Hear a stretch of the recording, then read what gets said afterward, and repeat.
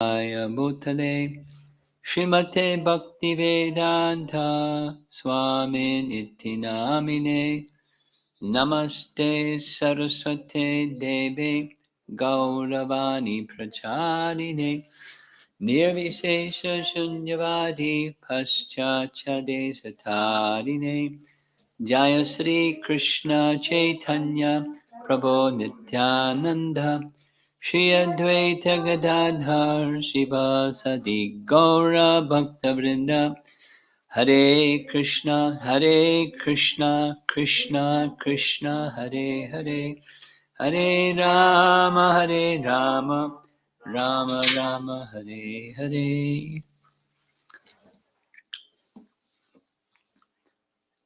I think we're going to hear a happy conclusion to this section that we're reading from, starting on page 615.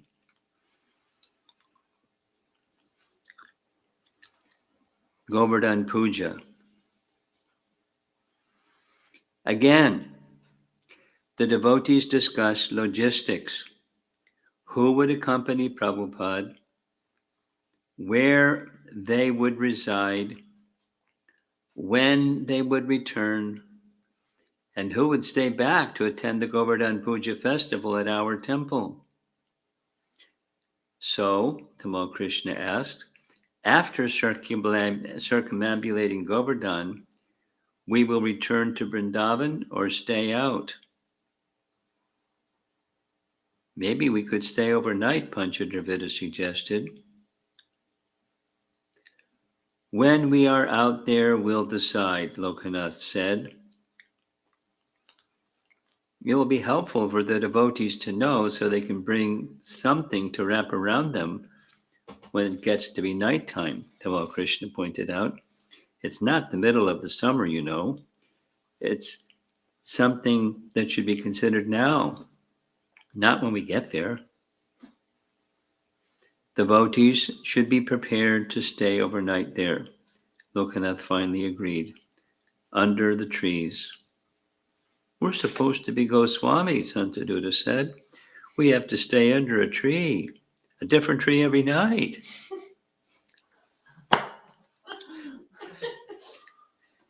When we were traveling from Vrindavan to Mayapur, we stayed outside many times, Lokanath remembered. We'd live under a tree. It's nice. Yes, Bhakti Charu said. But if just one window is open at night, Prabhupada starts feeling cold in spite of the blankets. It will be very cold in the early morning hours, Swarup Damodar added. I was listening intently, hanging on every word. So much was at stake, Prabhupada's very life, and I still wasn't sure what I thought. I hoped and prayed that if I had to express an opinion, Srila Prabhupada and Lord Krishna would guide me what to say. Hansadutta proposed that Prabhupada could sleep overnight in the van and they would find some place, but Gopal Krishna objected that all the ashrams would be overcrowded for the festival. The cart could be tented over, Lokanath suggested, and it was agreed that he should make a plan for the whole parikram with the route and everything prearranged. Then it's all decided, Panchadevata said, and Hansadutta and the devotees performed kirtan as Prabhupada closed his eyes to rest. Break. When Krishnadas Babaji Maharaj came that evening, Tamal Krishna announced his arrival with Jai Srila Prabhupada. Babaji Maharaj, Prabhupada had told us, was a Paramahamsa, a fully liberated, self-realized soul, always blissful, always absorbed in chanting and hearing Sri Krishna's holy name. Dandavat, Prabhupada greeted him. He told him in Bengali about his plan to go on a bullock cart to Govardhan for Govardhan Puja and asked if he would like to accompany him. Yes, Babaji Maharaj agreed. On your instruction, I will come along. Wow. Unbelievable. Bhakti True said that they would leave at 5 the next morning. And Prabhupada added that they would be staying overnight. Someone may go and bring his japamala, his beads. Prabhupada told the devotees. Where are they? Hansadutta asked. At Imli Tal, Babaji Maharaj replied. I can go and come back. You can go in the car, Prabhupada suggested. We'll take you, Tamal Krishna told Babaji Maharaj, and you can get your mala. You'll stay overnight here. He'll get his bedding, Tamal Krishna told Prabhupada. His bedding and beading, Prabhupada quipped, and everyone laughed. He invited Babaji Maharaj to take prasad, then affectionately recited Sadhu Sangha Sarva Siddhi. By even a moment's association with a pure devotee, one can attain all success. While Krishna and Bhavananda went upstairs to talk, and Hansadutta led the singing of Srila Bhaktivinoda Thakur's Sri Nama Kirtan. Prabhupada asked that prasad be served, but Bhakti Charu said that he had already arranged Babaji Maharaj's setting in the other room, so Prabhupada let Maharaj go. Bhakti Charu had wanted to speak with Babaji Maharaj alone.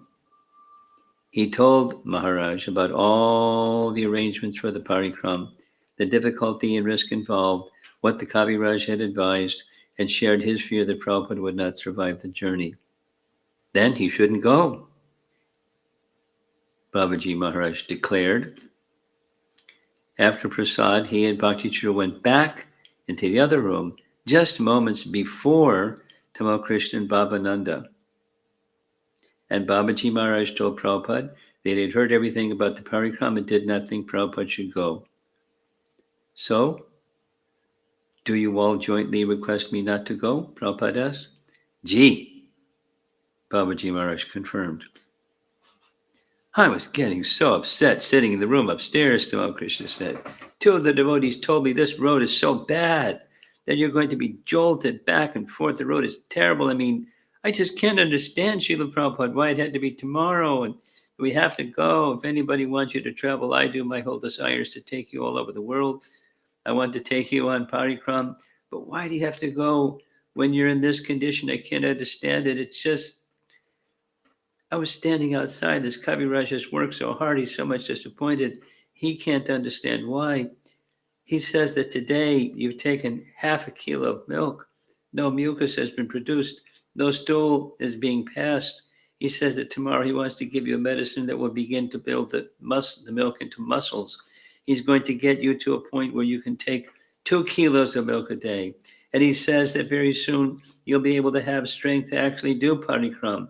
So why are we throwing everything out the window that we must go tomorrow? I can't understand. All right, Prabhupada said. Jai, Srila Prabhupada, Bhakti Charu said with a laugh. Thank you, Srila Prabhupada, said Bhavananda. I cannot refuse all your requests, Prabhupada conceded. And we cannot refuse your request, Tamal Krishna said. We will take you all over the Tirtha Yatra, to all the places, just that you should get a little stronger. You'll be free of all management. You'll simply go to Tirthas and take darshan of all the deities in India, and everyone will stay in their respective places. They'll manage. We want you to be stronger. All right, Prabhupada said. And the devotees laughed in happiness. Are you satisfied? He asked Bhavananda. Now I am, Srila Prabhupada. Yes, Bhavananda replied. I was in too much anxiety. No, I cannot put you in anxiety, Prabhupada told him. You have done so much. You have suffered for Mayapur so much. I cannot put you in anxiety, so I shall do whatever you like. Prabhupada turned to Babaji Maharaj. Left hand, right hand, he said. I cannot refuse. I'm amazed, Srila Prabhupada, Tamal Krishna said. Half a kilo of milk you've drunk today, no mucus, no stool. And that is wonderful. You could not have done this 2 weeks ago. Yes, Bhakti True added. When I told the Kaviraj, he got quite amazed. Where is the Kaviraj? Prabhupada asked. He is out again getting medicine, Tamal Krishna answered. Adri Dharan says he sits up all night worrying about you, thinking, taxing his mind how to give you just what you require. No. Yesterday, when I went to call him at 4:30, I saw him sitting on his bed, Bhakti True said. All night, Tamal Krishna said. He goes in the jungle 4, 5 hours looking for roots and herbs to give you. He's so sincere. So many well wishers, Prabhupada said, I cannot refuse. This is not my business. All right, you take Babaji Maharaj. That will be my going. And the devotees laughed. Jai, said Babaji Maharaj. Yes, the bullock cart will go tomorrow, Tamal Krishna confirmed. Yes, Prabhupada said. To Govardhan. Yes, other devotees can go. I cannot go.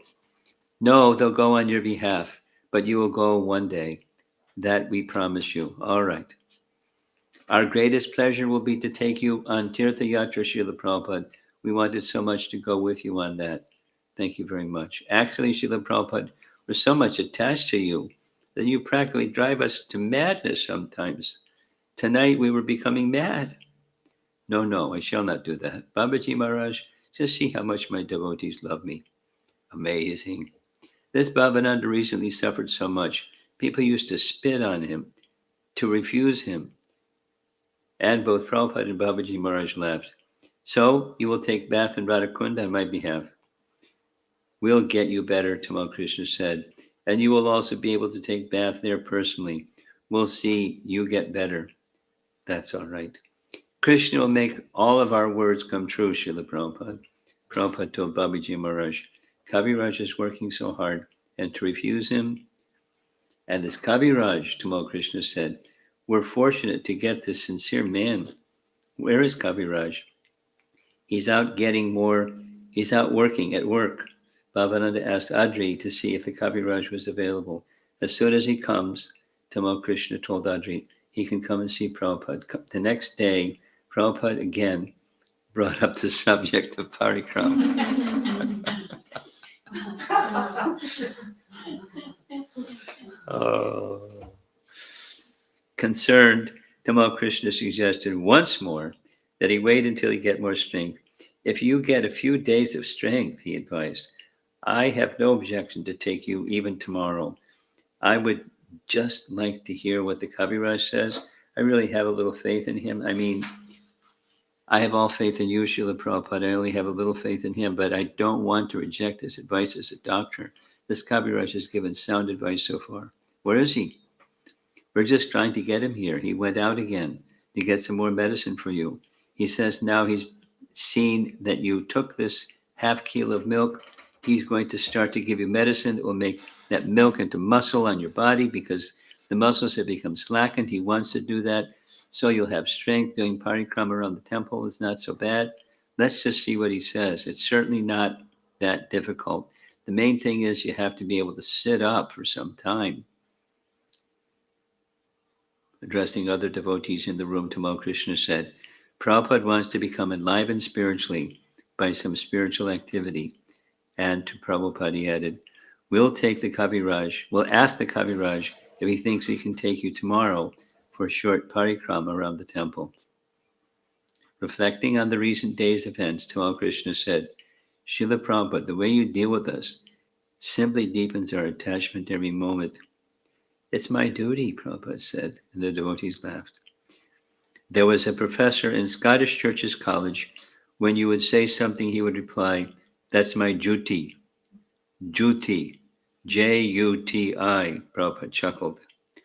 So the student asked, is that Scottish pronunciation? And the devotees laughed.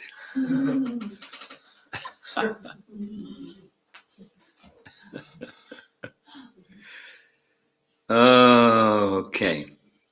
Final pastimes. The evening concluded nicely for the devotees in the room. We stayed, and there was quiet kirtan as different devotees, including me, massaged different parts of Prabhupada's body. The sons are cooperating to serve the father, Tamal Krishna commented. As I massaged Srila Prabhupada's right foot, I felt small particles of dust, which were magnified in my consciousness. I thought, this is the dust of the lotus feet of the pure devotee. I told Tamal Krishna that I felt so whole and complete and satisfied, never before in my life. And he conveyed the same into Prabhupada's ear. All the devotees were attracted to Prabhupada as we hear about all the creatures of Vrindavan being attracted to Krishna or Sri Chaitanya Mahaprabhu in a beautiful mood of harmony. That night, this is a nice story, very nice story. At around midnight, I was awakened on the roof of the Gurukula building. Prabhupada is calling you. A devotee alerted me. So many thoughts raced through my mind. Was Prabhupada leaving? Was something wrong? I rushed to Prabhupada's room, painfully aware that any word he uttered could be his last. When I entered, he was lying in an internal state of consciousness. I offered my obeisances, sat close beside him, and waited in silence. After a few minutes, he whispered, "Do you think this movement will go on after I leave?" I was surprised that he called me in the middle of the night to ask me this, but I replied, "Yes, Srila Prabhupada, as long as the devotees are sincere and go on chanting Hare Krishna and following the regular principles, the movement will be successful." He was silent for a moment. I leaned in, straining to hear. He spoke just one word: organization. Paused and then said, organization and intelligence. I was startled. Prabhupada's words were packed with meaning. Yes, I realized. We had to be sincere and chant our 16 rounds and follow the regular principles, but we were meant to do more than just maintain our own spiritual lives. We were meant to preach, to expand the movement, and increase the number of devotees, and to do that required both organization and intelligence. The endeavor to spread Krishna consciousness in an intelligent, organized way was our service to Srila Prabhupada and Sri Chaitanya Mahaprabhu, as much as we were chanting the holy names and following the regular principles. Is there anything else? Prabhupada asked. Was there anything else I wanted to say? Within my heart, I was crying out, "Srila Prabhupada, please stay with us. Don't leave." My heart was screaming, but I simply said, "No, Srila Prabhupada," offered my obeisances, and left.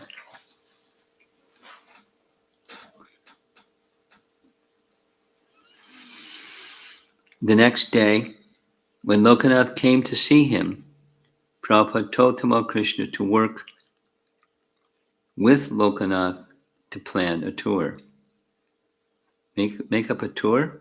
Tamal Krishna asked. All right, very good. Since a long time I've had a desire. Prabhupada had this ambition for a long time, Tamal Krishna told Lokanath. Traveling the holy places, Lokanath said. So you'll be doing it in that we can discuss. Lord Balaram did that, Jayadvaita said. He went to all the holy places. So in the same way, you can get a little strength from Krishna and Balaram here in Vrindavan, and then you can go.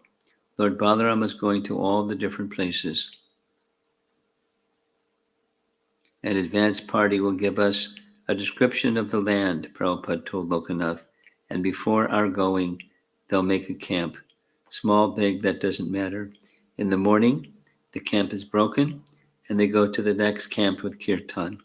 And in the meantime, the other camp is ready to receive us. Then after taking prasad, they'll go to the next camp. So there is a smaller group going in advance, and the bigger group with you stays back. Yes. And the smaller group goes, fixes the place, and informs your party where they are and what kind of arrangements they have made. And when you are satisfied, you leave that place to join the small group, the advanced party, right? And after Prabhupada joins that group, the advanced party goes again, Tamal Krishna said, to the next place to make further arrangements. In this way, Prabhupada confirmed. This kind of program we have done before. Whenever we had a big group traveling, we always sent ahead 2, sometimes 4 devotees. We also did that with the Radha Damodar program, Tamal Krishna said. That is the way of traveling, advanced booking. When you go in procession, Prabhupada instructed, have kirtan. Yes, that would be nice. Lokanath agreed. Originally, Srila Prabhupada, Tamal Krishna said, when we talked of this idea, we were considering going with a few vehicles so we could go to many holy places all over India. I still think that's the best idea, and Lokanath agreed with me when we talked about this, but because bullock carts, of course, we're not in a big rush, but if we would like to go to a few places all over India, we can go very comfortably with a few vehicles. You can have the back seat of a vehicle and travel very comfortably. I could see the Volkswagen we have here, Lokanath said. It doesn't have any seats. It's all flat. It's kind of a big room, and it already has mattresses. Like that. That's more convenient for traveling all over India, Srila Prabhupada. I mean, we should be practical also. Otherwise, we'll spend from one tirtha to another, just like from here to Ayodhya, 3 weeks. More, it will take 2.5 months. 2.5 months, Srila Prabhupada, just to go from one tirthastan to the next. We don't have that kind of time. Better that we go in a very good caravan of vehicles, comfortable. You will have your own vehicle, your party will have another 2 or 3 vehicles, and the advanced party can have 1 vehicle.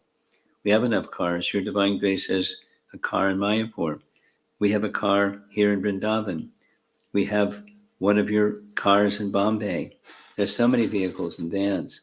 We have our choice. We can get very nice vehicles. That will make a very nice impression also, Jayadvaita said. Otherwise, Tamal Krishna continued, Sri Damodar was mentioning to me that if we were to take you in a bullock cart, people would accuse us of being negligent of you, and it would reflect very badly upon our society. They would accuse us, how have we taken our spiritual master? They wouldn't understand these transcendental activities of Vaishnavas, Lokanath said. You've always preached that we should do things in a modern way, just appropriately, Tamal Krishna said, and use for Krishna whatever is available, Sri Damodar added. I think if we fix up vehicles very nicely, that will be nice, Tamal Krishna said. Will that be all right, Srila Prabhupada? Prabhupada agreed. Okay. And most of the holy places are connected with good roads, Lokanath said. During our preaching, we also visit holy places. They're on the way. We pass through them. And if we travel not very fast with good drivers, it won't be much inconvenient. I think some scientists should come with us, Tamal Krishna added, and the devotees laughed. In case we meet anyone very intelligent, we need a scientific mind to defeat them. So Swarup Damodar can come with us? Oh yes, Prabhupada accepted. And someone to make members, I said, and the devotees laughed, in case we meet any rich people. By managing, you can come, everyone, Prabhupada said. Right, if you manage properly, then you can all come, Tamal Krishna repeated. So, do I come with you, Srila Prabhupada? Lokanath asked. You will be the leader, Prabhupada said. I have a vehicle, Lokanath added. My party could travel with us and in the same town, do Nagar Sankirtan and distribute books all day long. Prabhupada agreed. I think that it will make our program complete. Lokanath concluded. We have a membership team. We have a scientist visiting the scientists, and our boys will go door to door, house to house, and spread your message. With book distribution and Sankirtan, Tamal Krishna said. I think that the Mayapur book distribution team now has some heavy competition, Bhavananda remarked. With Prabhupada's traveling Sankirtan and book distribution, Lokanath said, and our party is well equipped to do evening programs. There'll be a lot of senior devotees, and the advanced party could arrange programs and do different big temples and different public meetings. You want that, Srila Prabhupada? Tamal Krishna asked. Prabhupada affirmed. But Srila Prabhupada, you shouldn't overexert yourself. No. We can do the speaking and the kirtans, Tamal Krishna said to Lokanath and the other devotees. Prabhupada should be allowed to simply do Tirtha Yatra. You'll be acting through us, Lokanath said to Prabhupada, by your mercy. Srila Prabhupada never does anything small, Jayadvaita said. Prabhupada is big, Lokanath agreed. He thinks big and he does big. But first, get a little more strength, Srila Prabhupada, Tamal Krishna advised. That we really request you do, so that the program becomes successful. Not that after 2 days we have to turn back. When going, we should not turn back. Yes, Prabhupada said. So let us become prepared properly.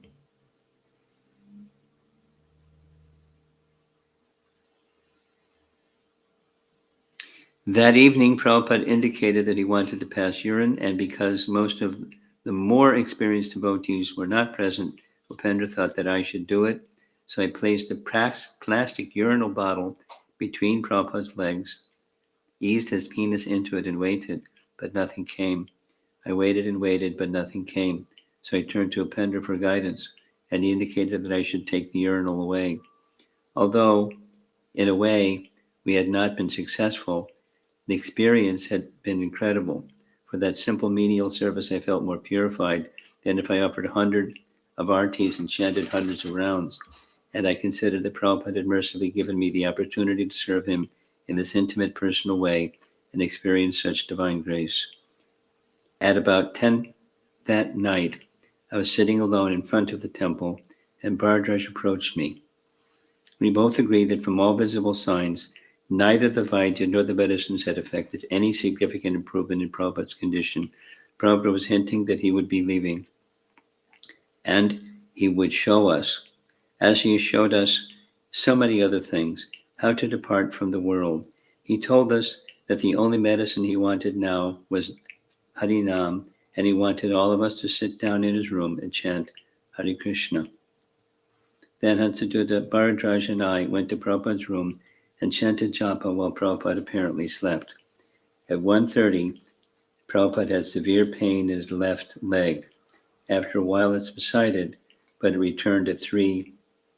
Prabhupada was moaning from the pain, and the devotees present stopped their kirtan and surrounded the bed. The Kaviraj assessed the situation and recommended some procedures that gradually brought relief, and Prabhupada was able to rest again.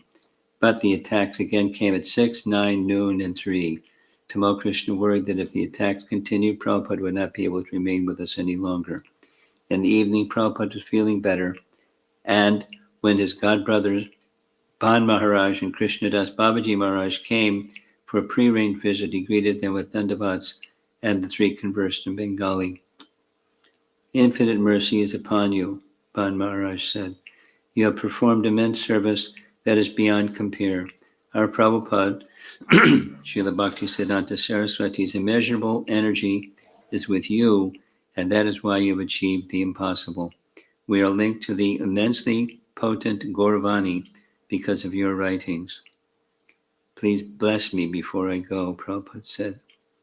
As long as you are alive, more of Mahaprabhu's service and more of Srila Bhaktisiddhanta's greatness will be promoted. By the potency of the holy names, you have accomplished such great service. And even now your mind is very, very acute, and you're able to speak precisely. But one fine day will happen to all of us one day we will all have to leave. Still, you are inclined toward hearing Harinam and spreading news of Kirtan. Those things are always with you in Vrindavan Dham. I have one desire. One day, when I leave this body, let it be in the Dham, the place of the Lord's pastimes. That is the best of all. That is why, after traveling all over, I have returned here. I hear your glories everywhere, Ban Maharaj said. Everyone sings your glories. You have accomplished unlimited service. And it described his experience with the ISKCON devotees in temples in Montreal and Toronto. What else shall we tell you? You are turning Mahaprabhu's Vani into reality. Through you, Mahaprabhu has done it. Prithiviteyachi yati nagaradigram sarvatra prachar hoibe moranam. Through you, this is materializing. Thank you, Maharaj. What can I do? Our Prabhupada selected you only. You're always encouraging. If you remember from the beginning, I would tell you that if you know English, then go abroad, go to America. Everything is Bhagavan's mercy. He has done this work through you. When I printed books, you said that in each of your books, there's a different insight. Your books are the real contribution. You were able to do so many shastras, and that will remain intact forever, will live forever. Prabhupada asked Tamal Krishna to show them the certificate given to the BBT at the Moscow Book Fair. This is a certificate arrived from the Soviet Union, Tamal Krishna said. I have the translation. The top wording here says, Books in the Service of Peace and Progress, a diploma for the Bhaktivedanta Book Trust, Bombay, given by the first Moscow International Book Fair Exhibitions and Fairs, General Directorate of International Book Exhibitions and Fairs, USSR. Prabhupada asked devotees to tell about the Soviet universities. All Russian universities ordered Prabhupada's books, Gopal Krishna said. Prabhupada said that 2 volumes of the 10th canto of the Bhagavatam had recently been published, and devotees brought the books. That's Bhagavatam, 10th canto, Ban Maharaj said. That's up to which chapter? This is up to chapter 12, Jayadvaita said, and now the 13th chapter is also completed. Inside and out, both volumes are super excellent, Ban Maharaj admired. Inside, in Maharaj's translation, and outside, in your publication printing makeup, everything super excellent. That is the first attraction. When you take the book in your hand, you feel it is something very nicely done. I don't think in India we can have this type of printing and publication. The work is done in Los Angeles, then printed in Tennessee, Jayadvaita explained. And the pictures are printed separately for the Bhagavatam. Then the pictures are sent to the publisher in pages. Last time, when your press was in New York, they told me that they were shifting it to Los Angeles. About 200 brahmacharis were working there, they told me. Now it's in Los Angeles, Tamal Krishna confirmed. Well, it is all Mahaprabhu's will, and Prabhupada is our... Have you ever seen our Los Angeles go down? It is like Howrah Station. Krishnadas Babaji and others laughed. It's about 2 blocks long and 1 block high, a devotee explained. Everything is done in a very big way, Ban Maharaj agreed. Because Prabhupada is big, he needs everything big, Jayadvaita said. Here's a picture of that book go down in Los Angeles, Tamal Krishna said, presenting the photo. And one after the other, he showed Ban Maharaj pictures of our temples, deities, projects, and other activities in Los Angeles, New York, England, Fiji, and all around the world. Later, Ban Maharaj commented how wonderful it was that Prabhupada was in such perfect consciousness, and I had to agree. I was amazed that in the face of excruciating pain and imminent death, he was still preaching and sharing with his godbrother the accomplishments of the movement and his enthusiasm for spreading Krishna consciousness.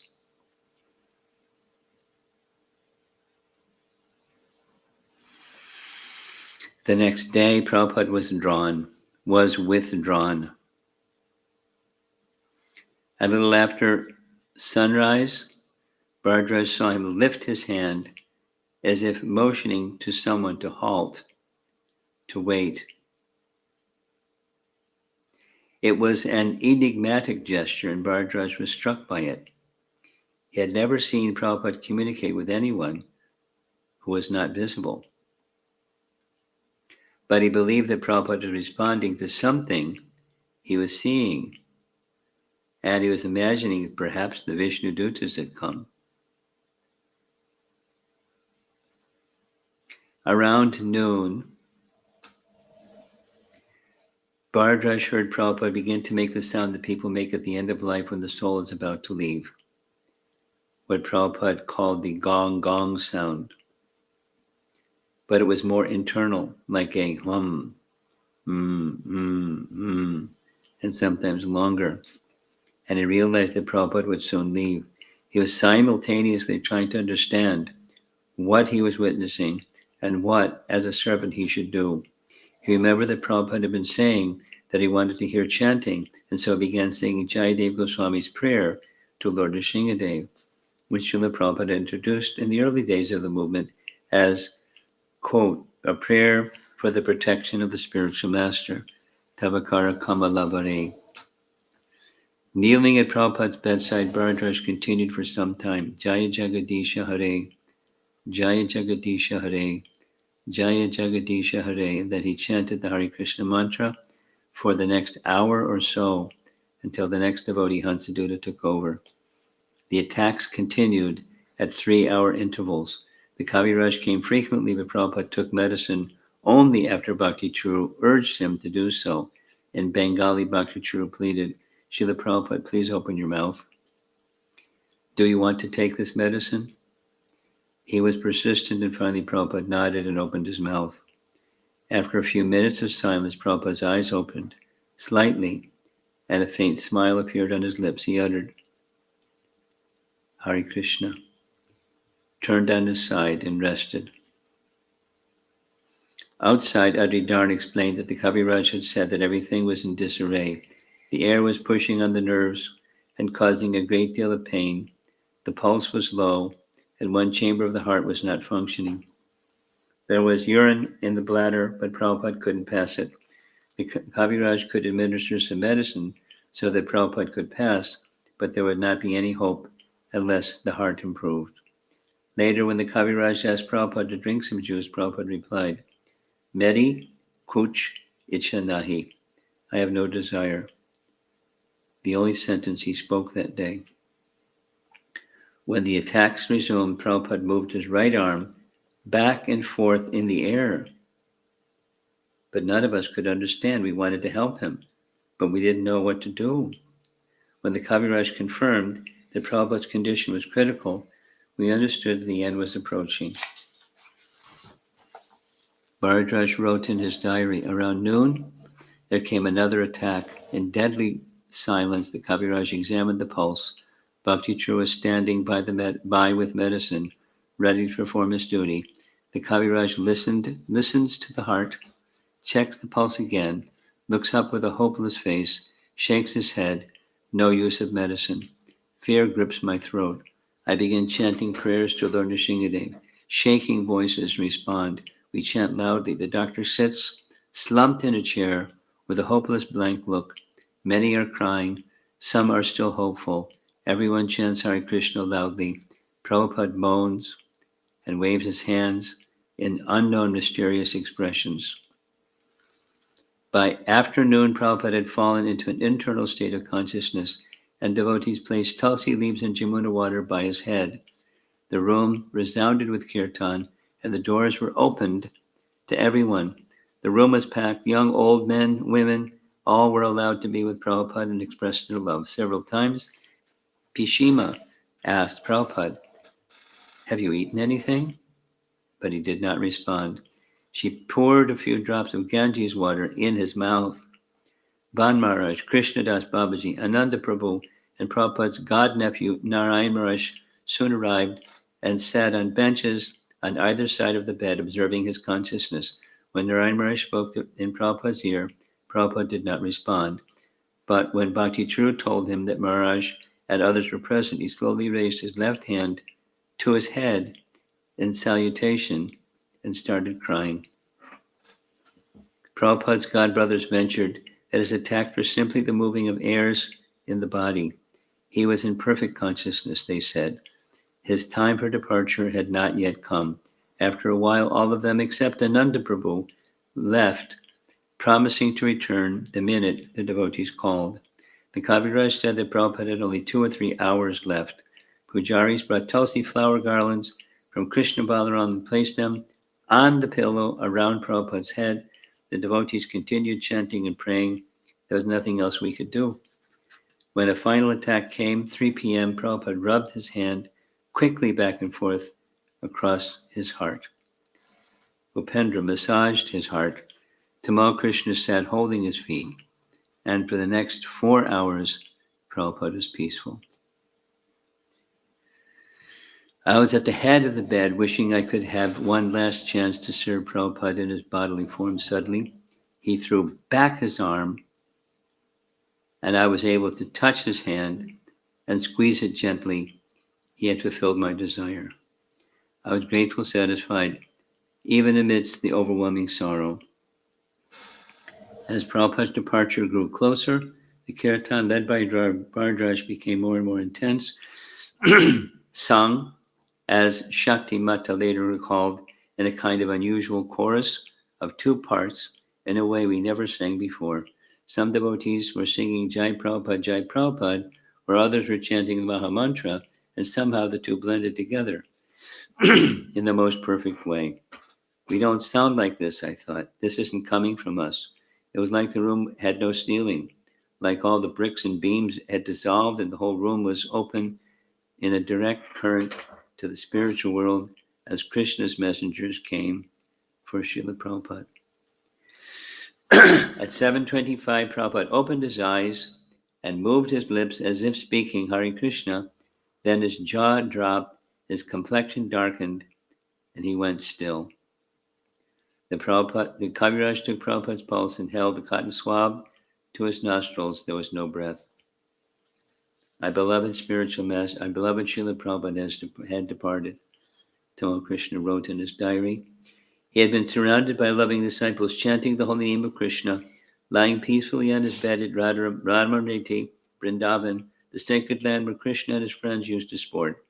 His head was pointing towards the deities of Krishna Balaram, his forehead decorated with chandan and large tulsi leaf, with photos of them and Radha Krishna, and pictures of Lord Nrsimhadev and Prabhupada's Guru Maharaj nearby. A volume of Chaitanya Charitamrita laid beside his pillow, holding tulsi in his right hand. He had departed and returned to the lotus feet of Krishna, from whence he had come. It was 7:25 p.m. on Gora Chatura Titi, the 4th day of the light half of the month of Kartik, 5 minutes after the beginning of the Amrita Yog, the most auspicious time of the day. 7:25, Bhardraj wrote in his journal, Prabhupada enters my heart in a flood of tears. The sun of the world has set.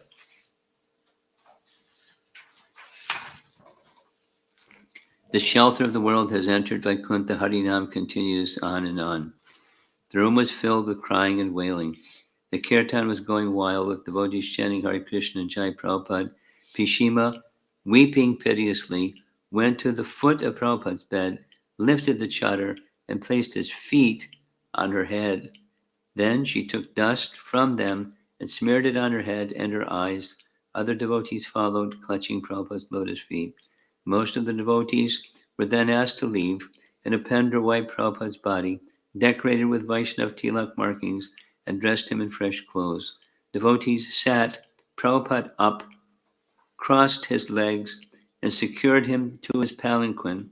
Bhavananda closed his jaw, which had remained open, and devotees tied it shut with a cloth around his head.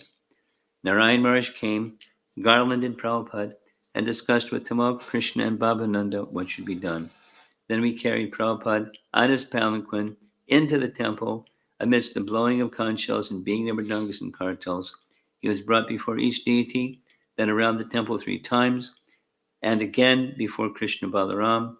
Then We circumambulated his body 4 times with kirtan and finally placed the whole palanquin on his Vyasasan.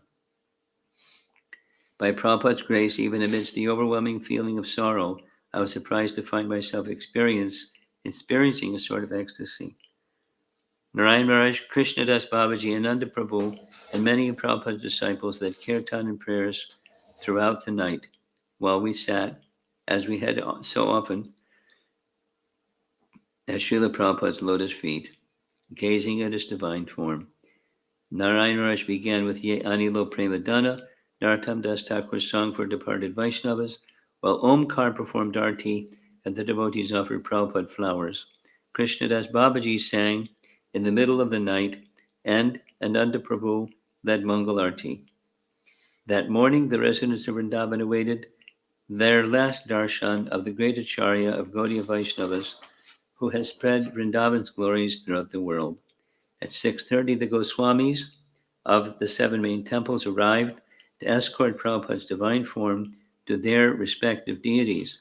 He was sitting up, legs crossed, wearing his hat and chadar, in a flower-decorated palanquin covered with garlands offered by disciples the night before. Narayan Maharaj led kirtan as we brought Prabhupada into the courtyard, again circumambulated his body 4 times, and began our procession with uproarious chanting Mahasankirtan. Brajabasis came out from their homes and shops to watch, standing on steps and balconies and alongside the road calling out Jai Prabhupada to honor Vrindavan's favorite son, most famous saint, and international ambassador. All these hundreds of people came from nowhere, Raja Shekhar recalled. I couldn't figure out how everyone heard about the procession, or even how they had heard that Prabhupada left. I had never seen Vrindavan in such a mood. Everyone came out to pay homage. Wherever we went, the rooftops were packed. And we went from one place to another, Bhagavat remembered. People were performing arti, offering flowers, offering prasad. All of Vrindavan was displaying their love and affection for Prabhupada. Tamal Krishna, along with many of us, were openly weeping. As we approached each temple, the head pujari would come out to receive Prabhupada, and the kirtan would rise to a crescendo with Narayan Maharaj singing Jaya Madan Mohan, Jaya Radha Damodar, Jaya Radharaman, glorifying each deity, and then Jaya Prabhupada. Even submerged in an ocean of grief, we devotees also felt proud to be disciples of such an illustrious, exalted, empowered Guru. The parikram lasted 3 hours, concluding when we returned to the Krishna Balaram temple. We brought Prabhupada to the Samadhi site near the front of the property, and Upendra and Bhavananda undressed him, leaving only his kopin and placing him on banana leaves. First Narayan Maharaj, then Krishnadas Babaji, then Ananda Prabhu poured Yamuna water over him, and Tamal Krishna then took the conch shell and allowing all the devotees to touch it, poured water over Prabhupada's body many times. The personal servants dressed Prabhupada in new silks and a new sacred thread. Narayan Maharaj took a Tulsi Manjari and with Chandan wrote the Samadhi mantra on Prabhupada's chest. He, Ananda Prabhu, Tamal Krishna, and Bhakti Charu descended the 8 feet into the Samadhi pit, at the bottom of which lay a pure white marble slab. They performed pujas with Ananda Prabhu chanting the mantras while guiding the movements of Tamal Krishna's hands. Bhavananda and Upendra lifted Prabhupada into Tamal Krishna's arms, and they placed him in a sitting position and offered arati. The devotees above, who had been chanting and blowing conch shells, then offered pushpanjali, throwing thousands of flowers upon Prabhupada's form, and as Prabhupada had instructed, Tamal Krishna kept some to be taken to Mayapur for his pushpa samadhi. Devotees lowered brass buckets of salt, and we watched as Prabhupada's form disappeared under the salt being placed around his body until all we could see was a golden patch that was the top of his head and then nothing. As we passed buckets of earth to fill up the rest of the samadhi, and with tears in my eyes and my arms trembling, I lifted each shovel full of soil. I reflected that this might be the last personal service I offered to Srila Prabhupada's Vapu. Narayan Maharaj asked for a long bamboo stick to place above Prabhupada's head to mark the place, and after reaching ground level, the devotees build up an area about 3 feet square above where his body was situated, and the bamboo pole was extracted. Maharaj broke the bamboo pole into 3 pieces, put one on either side, and tore some of his upper cloth to attach the third piece to the 2 sides from behind, creating an easel for Prabhupada's photo. The area was covered with fresh cow dung, then saffron silk, and another saffron cloth was suspended above the 4 bamboo poles with colorful cloth flags at each corner. Tulsi plants were placed on either side, and Prabhupada's preferred photo of himself chanting japa on the lawn of the Bhaktivedanta Manor was propped on the raised ground. Pradyumna offered the boga prepared by Ayodhyapati and his team, Bhakti Bringa Govinda Maharaj, Ayodhyapati and his team, and a full arti. Bharadraj led the kirtan, and we all circumambulated 4 times. When the cloth covering was removed from the boga offering, Tamal Krishna turned to Upendra and said, "Look, Upendra, in his first offering in the Samadhi, Srila Prabhupada got his 2 favorite foods, luglu and kachoris. In a mood of complete and utter surrender, we offered obeisances at Srila Prabhupada's lotus feet, his pranam mantras. Srila Prabhupada instructed us to give 100 rupees to the main temples in Vrindavan, so that after his departure they would do a Rajbhog offering on his behalf. They brought the Mahaprasad to the Krishna Balaram temple, and from there devotees took it to Bhagavat Ji's house. One of the Mahants of the Radha Damodar temple, where Prabhupada had resided before going to America, and where he kept his rooms even after his return, came to Prabhupada's house with Mahaprasad. As I watched the Mahant, Gorachand Goswami, who was blind, started banging his cane on the bricks around the house and exclaimed, "Where's Bhaktivedanta Swami Prabhupada? Swami Maharaj, Swami Maharaj, are you there? I want to see you. Where are you? I know you're there. I know you're there, Swami Maharaj. I know you're there." Considering what had been a mixed relationship between Prabhupada and the Radha Damodar Goswamis, I was touched. The caste Goswami's affection for Prabhupada had prevailed.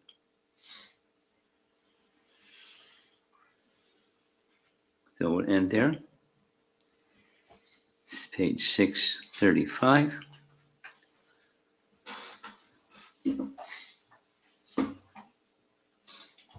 And tomorrow evening is something else. It's the China devotees and Krishna's pastimes in Dwarka. So I'll have to continue or complete this when I go to Detroit. But you have volumes you can read, or stay tuned in the evenings when I get there, starting Thursday evening.